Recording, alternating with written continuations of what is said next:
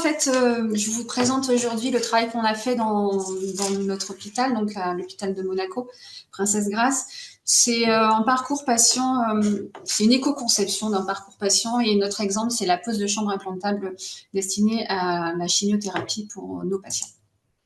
Donc très vite, vous le savez, l'impact environnemental du système de santé, bon, on en parle, mais je crois que maintenant c'est assez clair. Et puis les postes les plus importants, achat de médicaments et dispositifs médicaux, ça se traduit dans la littérature sous une autre forme. Ici, c'est l'ensemble des dispositifs médicaux utilisés en réanimation pour un patient par jour. Et vous voyez, 108 paires de gants, par exemple, c'est considérable.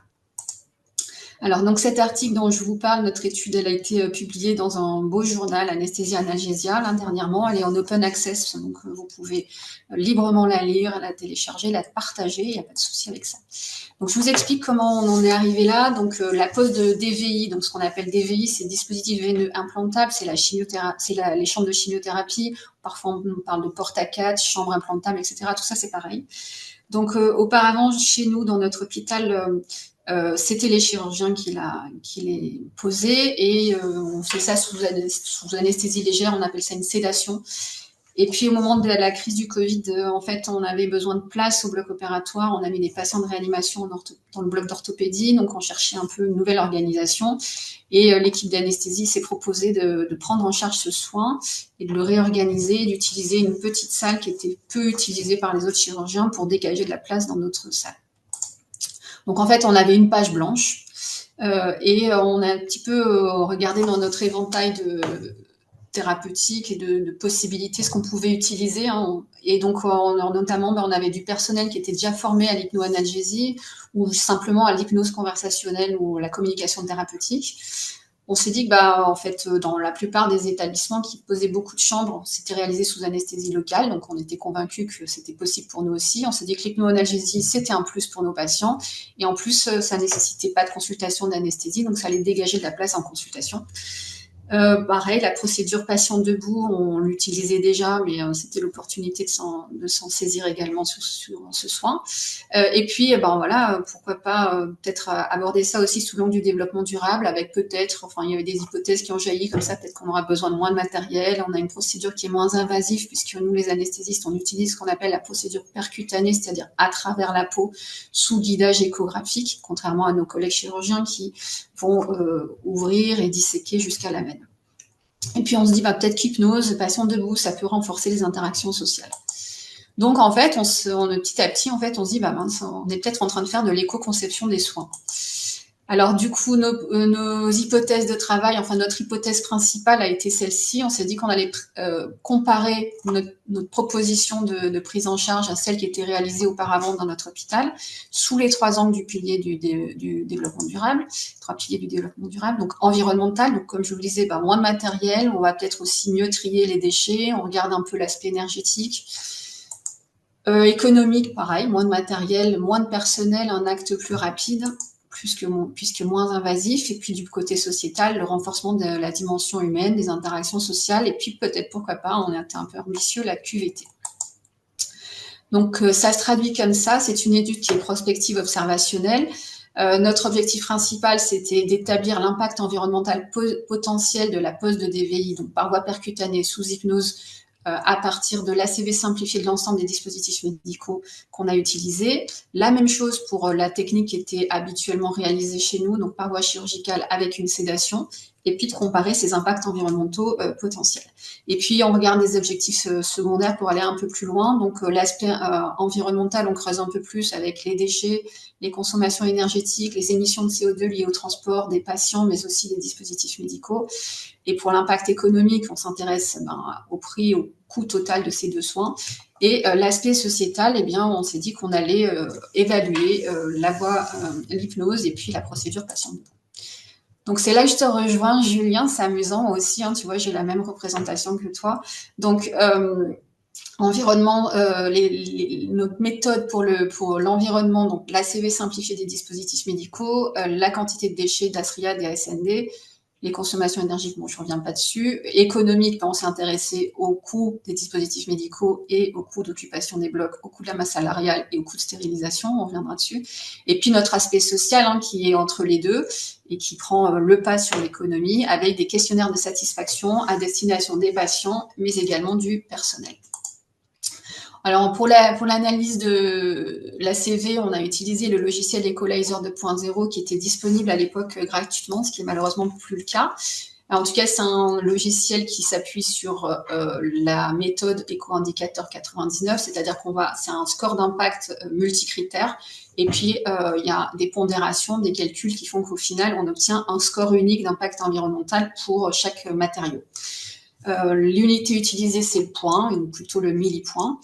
Et puis, donc pour nous, ce qui était très intéressant, c'était de comparer en fait nos deux techniques. Donc ça, c'était vraiment adapté et on s'est vraiment plus intéressé à une valeur relative plutôt qu'à une valeur brute. Et puis notre objectif, c'est à signaler que cet outil était largement utilisé en particulier dans l'industrie. Donc l'importance cruciale, l'étape cruciale dans toute analyse du cycle de vie, c'est de faire l'inventaire du cycle de vie, c'est-à-dire qu'on a répertorié l'ensemble des dispositifs médicaux pour les deux soins, on les a pesés, on a pesé les emballages séparément, et puis on a classé tout ça par classe de matériaux, donc plastique, verre, papier, carton, métal ou textile.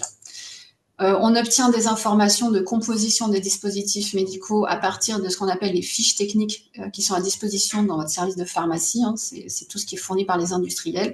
Et vous obtenez la composition de vos dispositifs médicaux avec d'autres informations qui peuvent être intéressantes. Bon, là, on s'en est perservi, mais vous voyez, ça peut être intéressant. Là, en l'occurrence, il n'y avait pas de phthalate. Et puis, le pays de fabrication, ça, on reviendra dessus. Donc, au final, quand vous avez répertorié l'ensemble de vos dispositifs médicaux, il faut faire des classements, donc on les a classés dans des grands tableaux avec par type de matériel. Donc voilà, pour la chambre implantable, eh bien, notre chambre implantable, elle est fabriquée en silicone et en titane. Et puis l'emballage, on a regardé séparément, donc du papier, du carton, du plastique, etc. On fait la même chose pour tous les dispositifs médicaux, pour l'ensemble du soin percutané. La même chose pour tous les dispositifs médicaux pour la voie chirurgicale. Donc déjà, je spoil un peu, mais il y a 2 tableaux pour la voie chirurgicale. Et puis, je voulais absolument étudier la sédation séparément parce que j'étais convaincue que cette sédation, elle était superflue. Hein. Des hôpitaux qui posent des milliers de DVI par an ne font pas de sédation pour tous leurs patients. Et nous, c'était culturel chez nous, donc il fallait vraiment démontrer ça. Donc ensuite, vous allez dans l'outil Equalizer. En tout cas, c'est comme ça que ça se présentait. Vous avez ce qu'ils appellent les catalogues. Alors là, c'est le catalogue plastique, mais il y a le même pour tous les autres matériaux. Quand vous êtes dans le catalogue plastique, vous voyez les métaux, plastique, textile, etc. Donc vous ouvrez le catalogue plastique, vous avez tous les différents plastiques qui sont renseignés. Et quand vous regardez d'un petit peu plus près, donc là c'est l'exemple du polypropylène, vous découvrez que pour la production de 1 kg de polypropylène, ça va coûter 268 millipoints, donc l'unité utilisée pour le logiciel. Et ensuite, vous allez vous intéresser à la phase de traitement si vous recyclez ou à la phase de mise au rebut si vous jetez. Donc ici, chez nous, on les jetait, on les recyclait pas à l'époque, donc c'était pour nous la phase de mise au rebut. Il faut ajouter ces 2 phases pour obtenir l'impact global de la quantité de polypropylène que vous retrouverez dans votre soin. Alors ensuite, on s'est intéressé aux déchets, on les a pesés. On n'a pas pesé les OPCT pour pas se piquer parce qu'on avait un collègue à qui c'était arrivé, donc on n'avait pas envie d'avoir les mêmes mésaventures. On s'est intéressé à la consommation énergétique. Bon, ce qui différenciait les 2 soins, c'était que dans un soin, on utilisait une base, ce qu'on appelle une base d'anesthésie évoque, en fait. Donc, c'est des seringues électriques qui perfusent en continu. Ça, c'était pour la sédation. Et puis, dans la phase percutanée, on utilisait un échographe. Donc, les 2 appareils n'ont pas la même puissance électrique. Donc, c'est pour ça qu'il y avait une différence. Mais sinon, on s'est pas intéressé à tout ce qui est le côté chauffage, ventilation, climatisation, qui sont les grosses sources de consommation d'énergie au bloc opératoire, puisque de toute façon, les 2 soins étaient réalisés dans des blocs opératoires identiques. Concernant les transports, donc pour les patients, eh bien, ces patients qui avaient une sédation, je vous l'ai dit, ils venaient en consultation pré-anesthésique obligatoire. C'est la loi 48 heures minimum avant la réalisation du geste. Donc, ça conditionne un déplacement aller-retour maison-hôpital. Pour le soin percutané, eh bien, c'était une anesthésie locale avec une hypnose ou hypnose conversationnelle ne nécessitant pas de consultation d'anesthésie.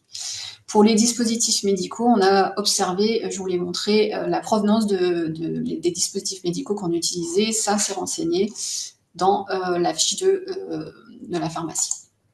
L'impact économique, eh bien, les prix des dispositifs médicaux nous ont été gracieusement fournis par notre collègue pharmacienne.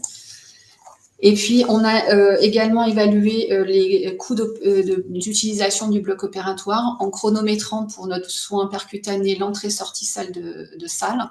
Et puis, pour les patients réalisés auparavant par voie chirurgicale, on allait chercher cette information dans la base de données de notre hôpital avec les entrées-sorties de salle pour tous les patients qui avaient été pris en charge par voie chirurgicale. Et puis, pour calculer les coûts de salaire, on s'est référé aux données de l'adresse.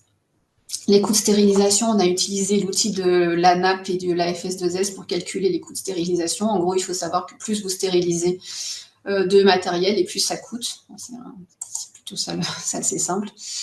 Ensuite, le côté social, donc comme je vous disais, il y avait la procédure patient debout. C'était tout à fait intégré dans cet aspect du développement durable, puisque déjà la SFAR, on a publié une fiche dédiée à ça.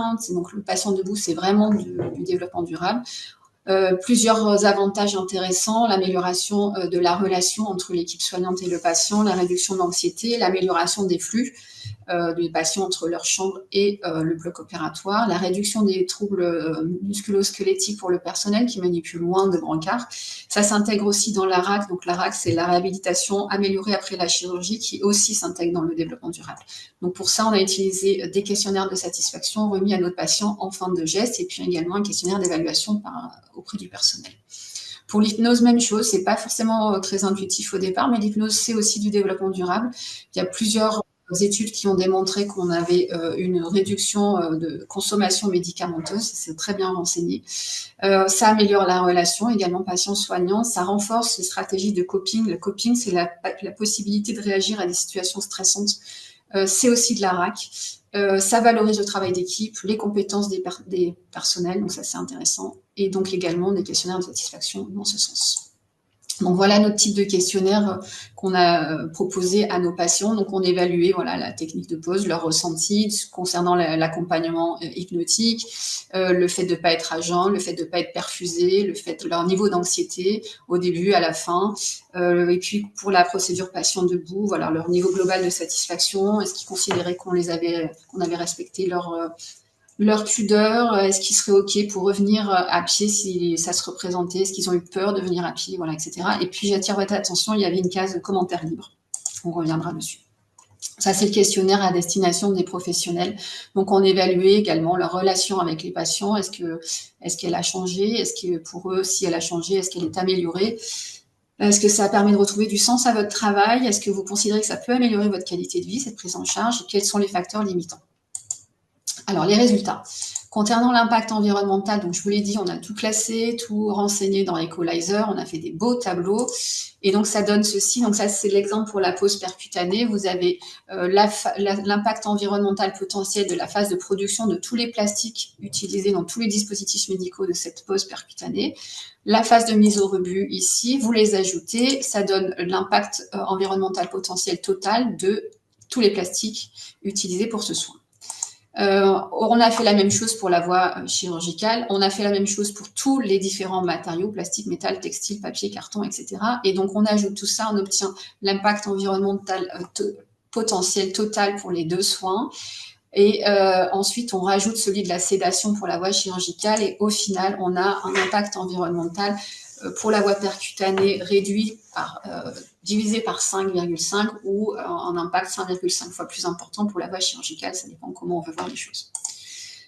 Concernant les poids des déchets, bon, alors ça, c'était pas une surprise non plus, mais c'est toujours bien de le visualiser. On avait 2 fois plus de déchets pour la voie chirurgicale que pour la voie percutanée. Vous l'avez vu, il y avait beaucoup plus de matériel.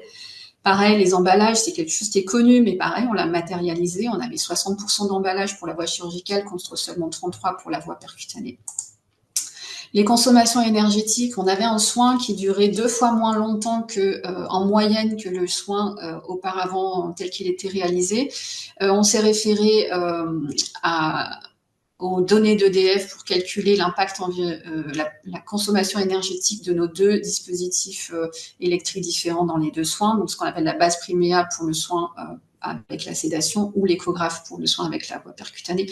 Donc vous allez me dire, c'est pas des consommations et c'est pas des impacts qui sont très importants. Oui, c'est vrai, mais tout ça mis bout à bout, multiplié par les dizaines de milliers ou centaines de milliers de dispositifs qui sont réalisés, posés en France ou par le monde, ça finit par faire des choses importantes. Concernant le transport lié au déplacement des patients, finalement, ça s'est révélé être une notion qui était difficile à exploiter parce qu'il aurait fallu qu'on rappelle l'ensemble des patients qui avaient eu une pause par voie chirurgicale, leur demander comment ils étaient venus, également pour nos voies percutanées, la quantité de kilomètres qu'ils avaient fait, quels moyens de transport, enfin c'était très très lourd. Donc finalement, on n'a pas exploité cette donnée, mais en revanche, ce qu'on peut dire, c'est que comme ils ne venaient pas pour la consultation d'anesthésie, ce qui est sûr, c'est que l'impact était moindre. Pour l'impact du transport des dispositifs médicaux, on est allé chercher cette donnée dans les fiches techniques. Alors, parfois lié et parfois lié pas. Donc, c'est du coup, au final, pas facile d'exploiter ça non plus. Ce qu'on peut voir, c'est que donc d'une part, il y a beaucoup plus de dispositifs médicaux dans la voie chirurgicale que dans la voie percutanée, et des dispositifs médicaux qui viennent de partout dans le monde. Vous voyez, la Chine, la Malaisie, ou l'Europe, ou le Mexique, USA, etc. Donc voilà, moins on va utiliser de dispositifs médicaux et moins on aura d'impact. Alors, l'impact économique, quand on regarde le prix total, eh bien, on est à 114,46 € pour la voie percutanée pour les dispositifs médicaux. On a 138,38 € pour la voie chirurgicale, auquel s'ajoutent les 5,83 € de dispositifs médicaux pour la sédation. Donc, on a un delta de 25% en défaveur de la voie chirurgicale par rapport à la voie percutanée.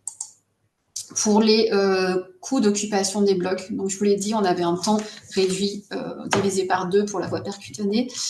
On estime que la minute de bloc opératoire, c'est même des données qui datent de 2015, donc ça commence à dater un peu, mais en tout cas à cette époque, c'était 10,80 € la minute d'exploitation du bloc opératoire, c'est peut-être même plus aujourd'hui. Donc vous avez un soin qui dure 2 fois moins longtemps, et bien il coûte 2 fois moins que l'autre. Pour les coûts des personnels, alors pour la voie percutanée, on a un médecin, on a une infirmière et un aide-soignant. Pour la voie chirurgicale, vous avez l'équipe d'anesthésie composée d'un médecin et d'un infirmier anesthésiste. Le chirurgien est accompagné de son aide opératoire et d'une circulante, ça fait 5 personnes de qualifications différentes. En tout cas, ça fait une différence de coût qui est multipliée par 3,5 pour la voie chirurgicale par rapport à la voie percutanée. Les coûts de stérilisation, je vous l'ai un peu dit tout à l'heure, plus vous stérilisez le matériel et plus ça coûte. Donc pour la voie percutanée, on avait rationalisé au plus près de nos besoins. On a 6 instruments en plateau, donc ça fait 17 dispositifs médicaux au final à stériliser. La voie chirurgicale, en fait, la boîte qui est utilisée, c'est une boîte qui contient 34 instruments plus un conteneur. C'est une boîte qui peut être utilisée pour faire d'autres chirurgies. Typiquement, voilà, de hernie inguinale, par exemple, c'est la même boîte. Donc, au final, on a des coûts de stérilisation pour la voie percutanée qui sont divisés par 3,5. Alors, l'impact sociétal, donc on avait 59 patients qu'on a interrogés, à peu près équivalent hommes-femmes, un âge moyen qui est de 69 ans. Vous voyez, les scores de satisfaction globale, ils sont très élevés. Quand on regarde un peu plus en détail, donc pour la procédure patient debout, eh bien la note finale, elle est en moyenne à 9,7 sur 10, pardon. Quasiment 93% des patients considèrent que le fait de venir à pied, ça améliore la relation avec l'équipe qui les prend en charge. Pour 47% d'entre eux, c'est très favorisé, et pour 45% d'entre eux, c'est énormément favorisé. Donc c'est plutôt très positif. Est-ce qu'ils ont eu peur de venir à pied? Bah non, ils n'ont pas eu peur. Ils n'ont aucun regret. 100%. Ils sont 100% d'accord pour revenir à pied si ça devait se présenter, s'ils en ont les capacités. Et à 98%, ils considèrent qu'on a respecté leur dignité, et à 96%, ils considèrent qu'on a vraiment respecté leur pudeur. Quand on regarde un peu plus en détail également pour l'hypnose, donc on a 92% des patients qui ont attribué une note de 10 sur 10 à la prise en charge hypnotique. C'est pas de l'hypnose formelle, c'est de l'hypnose conversationnelle, c'est-à-dire qu'on choisit nos mots. C'est de la communication thérapeutique. 81% ont même donné une note de 10 sur 10 au confort qu'ils ont ressenti. Quand on regarde les niveaux d'anxiété avant l'intervention et en fin d'intervention, on a des niveaux qui sont statistiquement significatifs, avec une réduction de l'anxiété en fin d'intervention. Et sans surprise, mais c'est toujours intéressant d'enfoncer les portes ouvertes parfois, L'absence de jeûne, la nécessité de ne pas être perfusé, pas d'injection de médicaments, 100% des patients étaient satisfaits de ça. Pour l'équipe, c'est une petite équipe, on a interrogé 13 personnes, 4 médecins, 6 infirmiers anesthésistes et 3 aides-soignants. La satisfaction globale, elle est bonne ou très bonne pour 69% d'entre eux. Ils considèrent que la relation a changé à 83%, même elle a beaucoup ou énormément changé pour presque 2 tiers d'entre eux. Et quand on leur repose la question, ok, elle a changé, mais est-ce qu'elle s'est améliorée? 83% des gens disent oui, elle s'est améliorée. Et même pour la moitié d'entre eux, ils considèrent qu'elle s'est beaucoup, voire énormément améliorée. Est-ce que ça permet de retrouver du sens à son travail? Eh bien, 69% des gens disent que oui. Et 31% même disent que c'est beaucoup, voire énormément. Les médecins sont plus représentés dans cette catégorie de patients qui ont répondu favorablement, de personnel qui ont répondu favorablement. Est-ce que ça améliore la qualité de vie au travail? Moitié d'entre eux considèrent que oui. Et là encore, c'est plutôt les médecins qui sont plus représentés. Alors, il y a bien sûr des limites. Qu'est-ce qui, pour les médecins, est une limite à la prise en charge sous cette forme? Eh bien, c'est la gestion de leur propre stress. Et puis la gestion du stress du patient. C'est un patient. Nous, on est anesthésiste, on a l'habitude d'avoir des patients qui dorment. Donc là, pour le coup, ils dorment pas et en plus, on doit pratiquer une petite opération. Donc ça demande un peu de self-control. Pour les infirmiers, c'est plutôt la gestion administrative et la pression temporelle qui est un peu difficile à gérer. Alors, quand on regarde un petit peu, qu'on discute, donc l'impact environnemental, donc bon, c'est une ACV simplifiée, bien sûr, ça a des limites. C'est difficile d'accéder à l'intégralité des informations, c'est très chronophage, c'est compliqué de réaliser ça pour l'ensemble de nos soins, mais c'est pas mal de le faire, d'arriver à le démontrer pour certains soins un peu emblématiques. Le poids des déchets, c'est quelque chose qui est connu, mais c'est toujours bien de le remettre en perspective et de se rendre compte qu'en fait, si on adapte notre tri et si on a un tri plus rigoureux, puisque nous, pour la voie percutanée, on avait entre-temps changé notre protocole de tri, donc on n'avait aucun DASRIA, on avait moins de matériel, donc moins de déchets. Tout ça, c'est toujours bien de le voir, en fait, de le visualiser. Et c'est aussi là qu'on voit l'intérêt de l'éco-conception des soins, puisque on va limiter notre matériel, donc nos déchets, on va s'adapter au plus juste. La sédation, je vous ai dit, c'est quelque chose d'important pour moi. En fait, je voulais démontrer que finalement, on pouvait très bien s'en passer, ce qui est le cas. On n'a eu aucun échec de patient qui a paniqué sur la table en disant qu'il voulait absolument dormir. On présélectionne nos patients, les patients qui demandent une anesthésie, les patients qui sont incapables de rester allongés pendant 30 minutes, qui ont trop de douleurs, etc. Ceux-là, on les sédate, mais c'est vraiment très, très, très parcimonieux. Il y a très, très peu de gens finalement qui rentrent dans cette catégorie-là. Ça nous épargne notre consultation d'anesthésie supplémentaire et du coup, on peut ouvrir ces créneaux à d'autres patients. Voilà, le fait de ne pas avoir de sédation, ça réduit la durée du geste, ça réduit le nombre de personnel, il n'y a pas besoin de séjour en salle de réveil, ça réduit le turnover aussi en ambulatoire, ça augmente le turnover, pardon, ça réduit la durée de séjour en ambulatoire. Alors, la petite case commentaire libre dont je vous ai parlé tout à l'heure, voilà ce que ça peut donner. Donc, concernant le patient debout, on a ce genre de commentaires. Voilà, debout, ça veut dire qu'on a confiance en moi, je me sens galvanisée par cette confiance. On a l'impression que l'intervention est plus légère. Un brancard, c'est angoissant. Debout, je me sens pas malade, ou je me sens moins diminuée, ou en venant à pied, carrément, je suis comme à la maison. Concernant la relation avec l'équipe, on a eu ce genre de commentaires également. Voilà, l'accueil est sympa, l'équipe est très à l'écoute. C'est très important d'avoir le temps de discuter avec l'équipe. Donc, ils sont en demande, nos patients. Et ce genre de remarques également, merci docteur, vous m'avez donné la force de me battre quand on sait que c'est des patients qui entrent dans un parcours de soins douloureux, long et éprouvant. C'est quand même important, c'est incroyable d'avoir ce genre de commentaires. Du point de vue des soignants, bien sûr, c'est un effectif qui est faible, mais l'impact, il est quand même positif. Ça renforce considérablement les relations. Ça implique aussi, ça fédère l'équipe autour d'un projet commun centré sur le patient. Et parfois, on a un peu eu des dérives et c'est pas mal de remettre le patient au centre. Et bien sûr, voilà, il y a quand même quelques freins. Le stress, ça, c'est toujours quelque chose d'un peu difficile à gérer.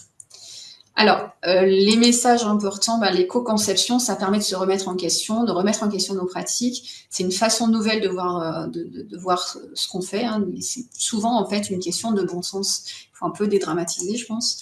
La qualité des soins, elle est tout à fait compatible avec des contraintes de temps, d'économie et d'amélioration de l'impact environnemental. On aurait besoin de plus de transparence. Là, tu l'as dit, Julien, mais je te rejoins complètement sur cet aspect-là. Il faut vraiment aussi pouvoir, à l'avenir, impliquer nos acheteurs dans tout ça.